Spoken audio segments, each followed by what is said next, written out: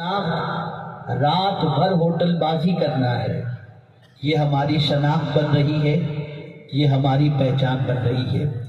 لوگ یہ کہتے ہوئے دکھائی دیتے ہیں بہت سارے نوجوان، ارے کیا کریں حضرت، سب ماحول ہی ایسا ہے۔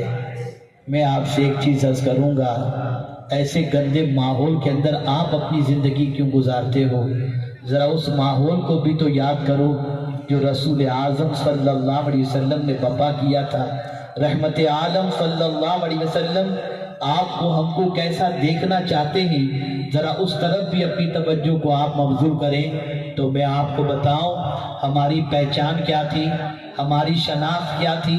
تو آج اتنے بڑے جے پور شہر کے اندر ہمارے ادارے کتنے ہیں، ہماری اسکول کتنی ہے، بلکہ پورے ہندوستان کا اگر آپ سروے کر لیں، پوری دنیا کا سروے کر لیں، تو ماضی کی ہماری پہچان ختم ہوتی دکھائی دیتی ہے۔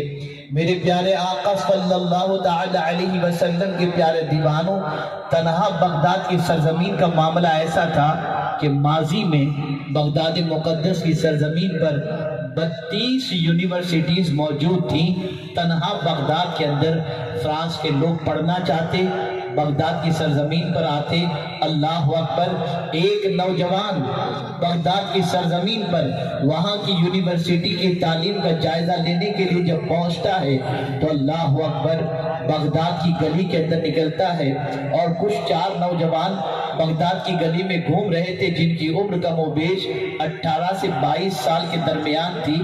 وہ چاروں سے ملاقات کرتا ہے اور وہ چاروں اس سے ملتے ہیں، اجنبی سمجھ کر، پردیسی سمجھ کر بہت اچھی طریقے سے ان مسلمانوں نے ملاقات کی، اور ملاقات کے بعد اس فرانس کے اجنبی مسافر سے انہوں نے سوال کیا، تم کہاں سے آئے ہو؟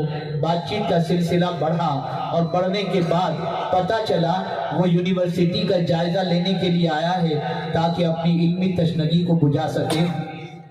لیکن اس کے ذہن میں ایک سوال گردش کر رہا تھا، یہ بغداد کی گلیوں میں گھومنے والے یہ 4 نوجوان ذرا دیکھیں تو صحیح کہ یہ ہیں کیسے، ان کا اسٹیٹس کیا ہے، یہ کر کیا رہے ہیں۔ اے جوانوں، میں تم سے بھی پوچھنا چاہتا ہوں، ذرا گلیوں میں تم کیا کر رہے ہو، راتوں کو تم کیا کر رہے ہو، اور بغداد کی گلیوں کے اندر جوان کیا کر رہے تھے۔ جب اس جوانوں سے پوچھا گیا، اس فرانس کے نوجوان نے پوچھا، ایک نوجوان سے پوچھتا ہے تم کیا کر رہے ہو، تو وہ کہتا ہے میں ماہر ارضیات بن رہا ہوں۔ دوسرے سے پوچھا تم کیا کر رہے ہو، تو اس نے جواب میں کہا میں ماہر فلکیات بن رہا ہوں۔ تیسرے سے پوچھا تم کیا کر رہے ہو، اس نے جواب میں کہا میں علم طب میں مہارت حاصل کر رہا ہوں۔ چوتھے سے پوچھا